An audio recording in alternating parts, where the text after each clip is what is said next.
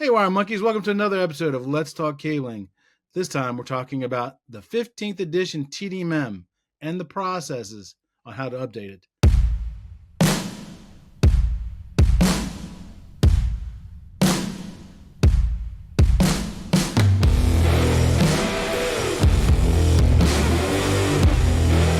Technicians, project managers, project foremen, estimators, ICT personnel, even customers.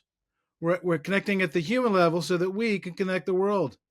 If you're watching this show on YouTube, would you hit the subscribe button and the bell button to be notified when new content is being produced? If you listen to us on one of the audio podcast platforms, would you mind leaving us a 5-star rating? Those simple little steps helps us take on the algorithm so we can educate, encourage, and enrich the lives of people in the ICT industry. Thursday night, 6 p.m. Eastern Standard Time. What are you doing? I do a live stream where you get to ask your favorite RCDD, and you know that's me. Just admit it. I'm your favorite RCDD. Your questions on installation, design, certification, project management, even career path questions. But I can hear you now. But Chuck, I'm driving my truck home at 6 p.m. on Thursday nights. I know I can't watch anything. I'll crash my truck. I record them, and they're put on the website so you can access them when it's convenient for you. And finally, while this show is free and will always remain free, if you find value in this content and you would like to help support this show, click on that QR code right there. You can buy me a cup of coffee. You can schedule a 15-minute one-on-one call with me, after hours, of course. And we're also always looking for corporate sponsorship as well. So as I said in the introduction, you probably heard the news. The 15th edition TDMM has come out. What is the TDMM? What's the 15th edition? How do they revise them? What's different between the 15th edition and the 14th edition? How does this affect me if I'm trying to study for my RCDD test? Those are all great questions. And I've been fielding them for probably the last month and a half. So I finally coordinated with BICSI and got me a subject matter expert to talk about it. And he's a repeat person to come on this show. Welcome back to the show, Mr. Bob. How you doing, my friend? I'm doing fine, Chuck. Thanks for having me. Oh, my pleasure. Always a pleasure having you. It's fun because you feel like my long lost brother because our career paths are so similar to each other. The only difference is you went into service and I didn't go into service. But my dad was a Marine, which means by default I was raised like I was in the service. And that's funny because when I turned 18, he told me, "Hey, boy, you're good. You're old enough to go into the Corps." I said, "Dad, I just spent 18 years in the Corps. I'm retiring." he didn't think that was too funny. I thought that was rather hilarious, but he didn't. He didn't think it was funny. But that's the way it is. So why don't you give us the introduction for maybe the newer members who might have just logged on to the show? Who's Bob Hertling and who is BICSI? Okay. I'm Bob Hertling. I have over 47 years experience in the ICT industry, both in the design and the installation of electrical and telecommunications premises and outside plant infrastructure. First with the U.S. Coast Guard, I was an enlisted telephone technician and then became an electronics officer. And then following the end of my Coast Guard career, I was a senior communications engineer with the Parsons Corporation, which is a major architectural engineering firm. I've been a BICSI member now for over 20 years. I hold both the RCDD and the OSP credentials, and I am currently the chair of BICSI's Technical Information and Methods, or as we affectionately call it, the TINM Committee. I also volunteer with BICSI's standards program on several of the standards. And I also assist the Registration and Credential Supervision Committee with writing and reviewing exam questions for the various credential exams. So I also hold a bachelor's degree in telecommunications engineering and management. I'm also a member of NFPA and IEEE, and I hold a telecommunications systems contractor license here in my home state of Rhode Island. See, you're the kind of person, Bob, that I think of when I get. Last week I was speaking at an event. I had a class that I gave on codes versus standards versus best practices, right? And I'm talking to young people in the industry and stuff, and they look at me and they like, "Oh, he's a subject matter expert." I'm sorry. I think of people like you. You have 47. I only have 42 years of experience. You do work with the NFPA. You do work with the IEEE. I don't do work with them. I read them, but I don't do work with them. So you're the kind of person I think of when I think of subject matter experts, and I'm just glad to be able to call you friend, and just the fact that I know you. So let's start off with the first question, right? Can you provide us an Hmm. overview of what is the TDMM, the Telecommunications Distribution Methods Manual? What is that for those who may not know what it is, and Okay. what is its significance in the low voltage industry? All right. The TDMM, right up front, it's BICSI's flagship manual. It's the one we're known best for as an organization.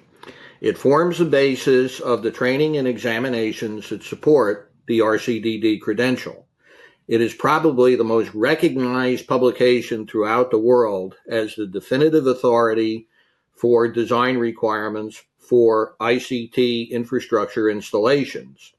It has been referenced in several codes, and I can tell you from my experience in the architectural and engineering industry, it appears regularly in many design drawings and specifications as a contractually enforceable reference. And and a lot of people, I get a lot of arguments in the low voltage world because people do things the way they were trained, and they may have been trained by somebody who didn't know better, or they might have just gotten poor training, and they don't understand. Well, that's the BICSI way of doing it. That's the way that the BICSI manuals say to do it, and you hit the nail right on the head. If it says in the contract documents that your work will meet and or exceed the TDMM, the ANSI standards, you are now contractually obligated to follow those things. And people don't understand that. They think, well, I don't have to do it that way because whatever. If you vary from the way the TDMM says to do it or the standards say to do it, you let me know if I'm right or wrong here. You better get some signed piece of paper from the customer that says, I understand that's in the document, but we don't want it done that way on our job. Yeah, normally we refer to that in the construction and design industry as requesting a variance from the contract requirements. And, one thing to note too is that the TDMM is basically linked to all of the governing codes and standards, worldwide. So, it's a compilation of code requirements, standard recommendations, and industry best practices. Right. So it doesn't replace the codes and standards, but it complements them and provides additional material, for a designer or for an inspector or an installer to be able to perform the work, as it's supposed to be done. Right. And one of the best, I think, examples of that is the neat and workmanlike manner clause in the code book, because that's a very Very much vague so. description. It's a very vague description because my definition of neat and workmanlike could be different from somebody who only has 5 years experience. So it's always been one of those gotcha things that inspectors used to use on us low voltage people. And then they put in and I don't remember which code revision it was, but it's been there a couple of revisions now. It says as a fine print note that neat and workmanlike manner is defined as the work described in the ANSI and the BICSI document. So that it doesn't make it code, but at least now if you're trying to do that whole randomization and the inspector says that's not neat and workmanlike, you can go back to the document and say, look, here's the best practice and stuff, right? So the TDMM, can it be used by both installers and designers in their daily duties? Oh, absolutely. I consider it an essential reference for both designers and installers, not only in preparing the designs to make sure that they're compliant with the applicable standards and codes, but then also in ensuring that as the installations are taking place and they're completed, that they're done successfully in accordance with the design documents, and probably most importantly, that you can get, sign off from both the AHJs as they apply and from the clients themselves. Yeah, you will find you have less arguments with customers, less arguments with electrical inspectors, less arguments with manufacturers if you follow the TDMM, because that's considered the best practice by the industry. And if you follow that, it will solve a lot of the problems for you. Now, the TDMM, I've got half of mine sitting back there. The other half is actually in my bedroom. I'm using it for reading material. And now a message from our sponsor. Big or small, local or nationwide, Fortress Telecom is your go-to partner for all your connectivity needs. With our expertise in low-voltage cabling, bidirectional Tier 2 fiber certification, copper certification up to Cat 8, and Wi-Fi site surveys using Ekahau Sidekick, there's no project too challenging for us. Count on Fortress Telecom to deliver top-notch solutions tailored to your business, wherever you are across the nation. Visit fortresstelecom.com or call us today to start your seamless connectivity journey. Fortress Telecom, we are secure IT. Let's get back to the show. So, we talk about the process. You put two volumes. I think we're like 2,200 pages, I think, somewhere in that ballpark. What's the process for creating that huge document we know as the TDMM? Okay, there's a process in place, that may be invisible to a lot of people, but like the majority of the BICSI publications, the TDMM is updated on a periodic basis to ensure that the information is current, correct, and in alignment with the applicable code standards and industry best practices. Now, once BICSI establishes a particular review cycle for a specific publication, there'll be a team of subject matter experts, or what we refer to as SMEs, will be assembled for each chapter. In the case of the TDMM, that was for every chapter and section that's contained within the two volumes. Each of those teams is led up by a chapter, section, subject matter expert team leader, or, going back to acronyms, we call it a SMEDL. And he or she is responsible for overseeing the review and the revision process for that assigned chapter. At the same time, there's also an overall publications subject matter expert team leader that's assigned. And in the case of the TDMM 15th edition, that was me as chair of the TI&M committee. And it's my responsibility to oversee the entire review process, answer any questions that come up from the SME teams and their respective SMEDLs, and resolve any issues, that may come up. Because one of the things we pride ourselves on, any decisions that we make as far as updates, revisions, are all consensus based. It's not one person dictating, saying, well, it's going to be this way because I said so. And that's an important consideration, that we have a consensus-based review process. Also, my job as the publications SMEDL is to work with the BICSI publication staff to produce the final finished product. If they have questions as they're doing the final edits and layouts and that we need to go over, then, I worked with them. And basically, once the finished product is done, then we can consider the review cycle complete. So our SMEDLs and SMEs pretty much are all volunteer members of the TI&M subcommittee, and they represent all facets of the ICT industry, not only, within our region, which is North America, but we attract SMEs from all over the world. And that's an important consideration to make sure that, we're not only just focusing on a specific region within the globe. Yeah, because BICSI is a global organization, and you and I got to hang out for a few minutes at the BICSI Winter Conference, and I sat in a few. I love sitting in the committee meetings. I am not a voting member of the committee meetings, but I love sitting there so that way I can stay, updated and stuff. And there's people there from, like you said, from all around the globe, and I love the fact that the panel is made up of not just all manufacturers or just all installers, or because when you have a good mix, you get a better document, because the manufacturers, they're great at coming up with how to manufacture stuff and sell stuff, not so good on how to actually install it in the field, and that how to terminate that jack underneath a modular furniture desk in the dark, right?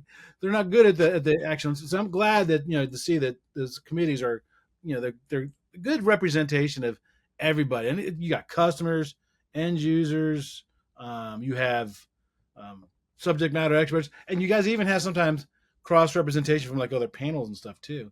So when you talk about all those, sometimes when you talk about those the subject matter experts, right, the people that are volunteering to help create this, do they have to be a BICSI member, or do they have to be like me, like an RCDD or an NTS or something, just to be able to participate in that committee? Only as far as being a voting member of the committee. That is the only requirement that we have to be a voting member. You have to be a BICSI member in good standing. But to be a subject matter expert, you do not need to be a BICSI member, you do not need to be credentialed. We've had in the past, on several of the review cycles I've been involved in, we've had people who've given us valuable input that were neither BICSI members nor credentialed. So it's basically, the idea is we want to try and get the best pool of individuals possible, representing, like I said, all facets of the ICT industry. So we get the best input and the best, content that's available to us to create the publications. I'm glad to hear that, because there are a lot of people in the industry who have not yet gotten the RCDD yet. They may be in the process of studying for it, or it might be on their radar. And I teach classes throughout the week, and I had somebody just ask me just last week, because I always put on my thing it says Chuck Bowser RCDD Tech. And during the end of the class, when I was fielding any final questions, one of the students asked me, "What's an RCDD?" So there are still people out there that don't know that, but that doesn't mean they don't know how to install cabling, how to test cabling. They just haven't been aware of that certification. So I'm kind of glad to hear that. So we just came out with the 15th edition TDMM. Lots of hard work there. And if I remember right, I think you and a couple of your peers got the Eagle Award, I think it was, for doing that, right? So 15th edition. Yes, that was for performing the final content alignment. It was myself and three other individuals that were part of the SME pool.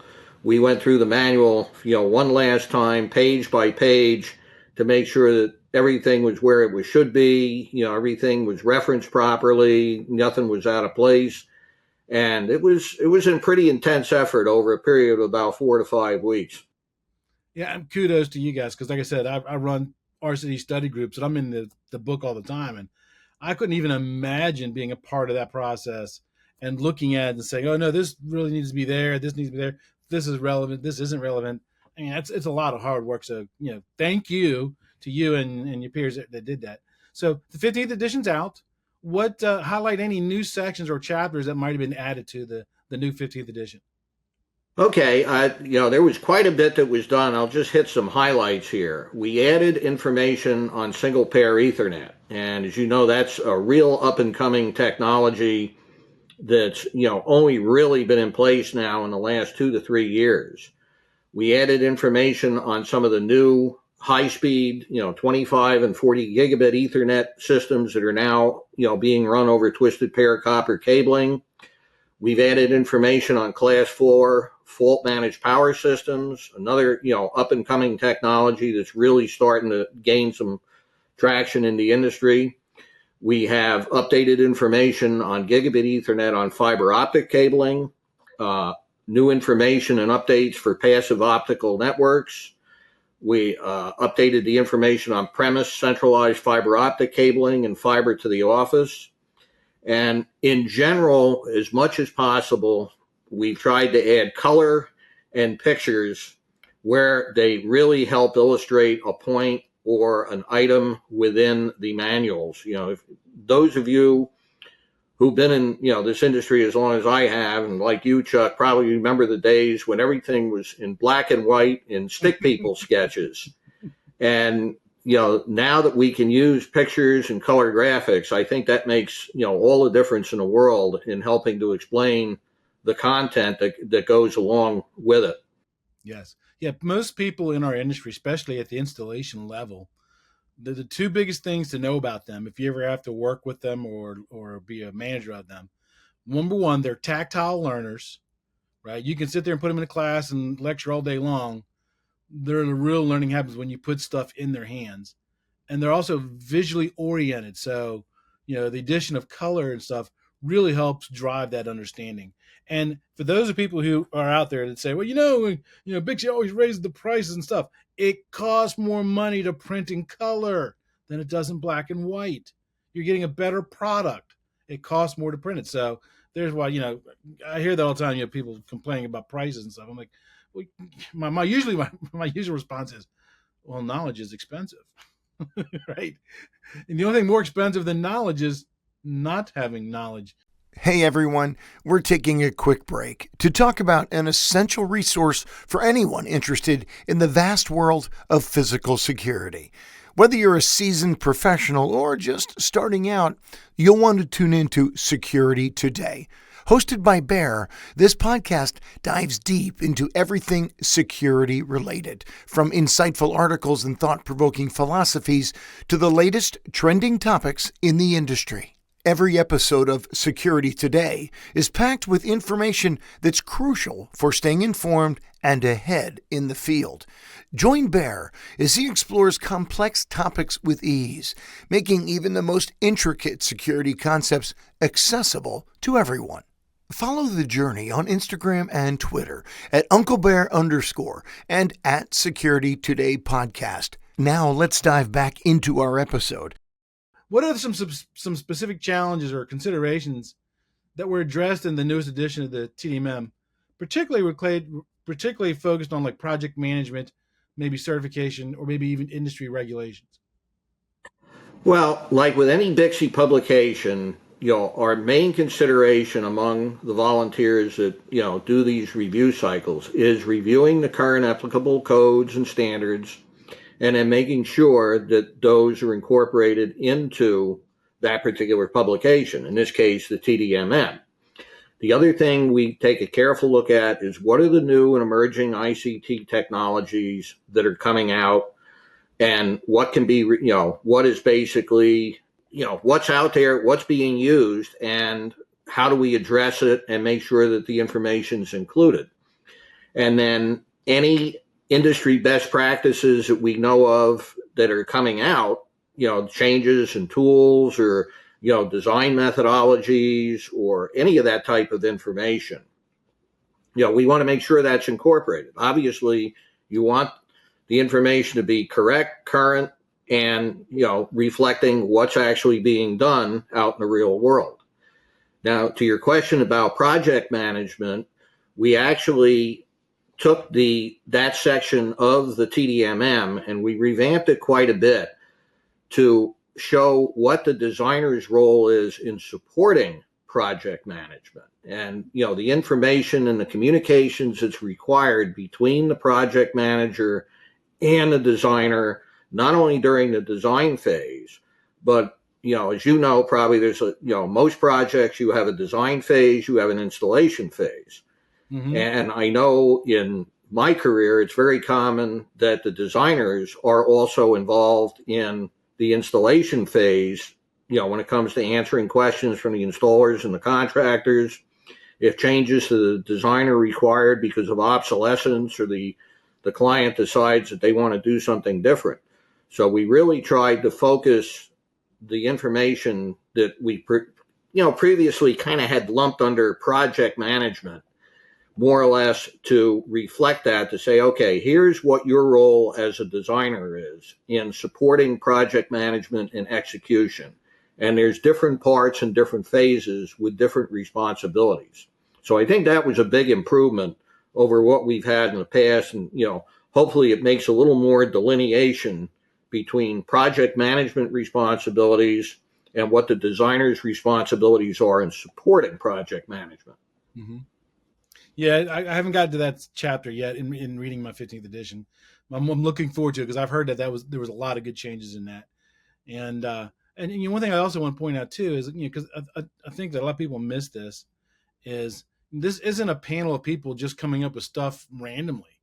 You guys have to have your fingers on the pulse on what each and every of the standard committees are doing, what the code's doing, and then put all that information in the technical service bulletins and put all that information in a book. And that's like trying to play darts on a dinghy off the coast of Nantucket in 5-foot swells. It's a moving target, to say the least, right? So now that the 15th edition's out, right, this new publication, soon at some point, people are going to start wanting to take tests on the 15th edition. How's this going to affect those who are currently in the 14th? And what testing dates, accepted dates? How does this whole transition to the new 15th edition? How does it affect that whole certification, credentialing process?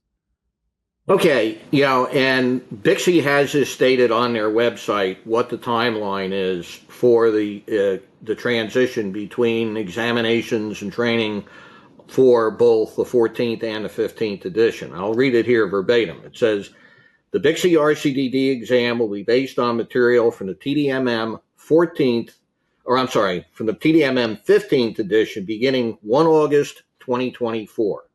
All RCDD exam applications received by 30 June 2024 will be considered an application for the current exam based on the TDMM 14th edition.